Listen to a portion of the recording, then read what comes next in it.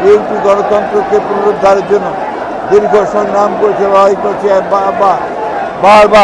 বারবার চেষ্টা করা হয়েছে বিএনপিকে ধ্বংস করে ফেলবার।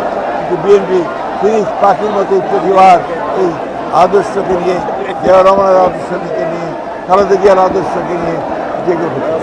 আজকে বিএনপি গত 15 বছর যে সংগ্রাম করেছে গণতন্ত্রের জন্য, তার মধ্যে আমাদের দলের বর্তমান ভারপ্রাপ্ত চেয়ারম্যান যারা তারেক রহমান, তিনি দীর্ঘ 8 বছর এই সংগ্রামের নেতৃত্ব দিয়েছেন নির্বাসিত হয়ে। বিএনপিকে ধ্বংস করার জন্য বিএনপির প্রায় 60 লক্ষ মানুষের বিরুদ্ধে মিথ্যা মামলা দেওয়া হয়েছে। বিএনপির প্রায় 20,000 মানুষকে হত্যা করা হয়েছে। 1700 নেতা কর্মীকে গুম করা হয়েছে, খুন করা হয়েছে, এবং একটা অবিশ্বাস্য রকমের একটা ফ্যাসিজম এখানে প্রতিষ্ঠা করা হয়েছিল। মূল লক্ষ্যই ছিল বিএনপিকে নিশ্চিহ্ন করা।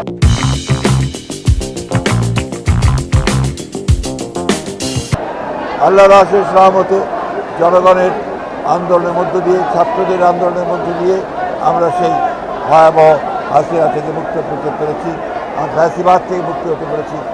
এখন যে চ্যালেঞ্জ আমাদের সামনে রয়েছে, সেই চ্যালেঞ্জ হচ্ছে যে আগামী ফেব্রুয়ারি মাসে, 26শে ফেব্রুয়ারি মাসে যে নির্বাচন অনুষ্ঠানের কথা আছে, সেই নির্বাচন অনুষ্ঠান সুষ্ঠুভাবে করার সর্বোচ্চ সহযোগিতা করা, সাহায্য করা। যে সংস্কার প্রস্তাবগুলো নিয়ে এসেছিল, সংস্কার যে আপনার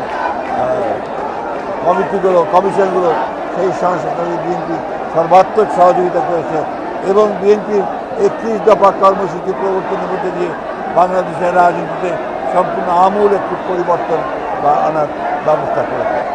জনগণের সমর্থনের মধ্যে দিয়ে বিএনপি যদি রাষ্ট্র পরিচালনার দায়িত্ব পায়, তাহলে নিঃসন্দেহে আমাদের নেতা চেয়ারম্যান তারেক রহমানের নেতৃত্বে বাংলাদেশের বিএনপি একদিকে রাজনৈতিক পরিবর্তন ঘটাবে, অন্যদিকে অর্থনৈতিক প্রবৃদ্ধি ঘটাবে, এবং নিঃসন্দেহে বাংলাদেশকে আরও সামনের দিকে এগিয়ে নিয়ে যাবে।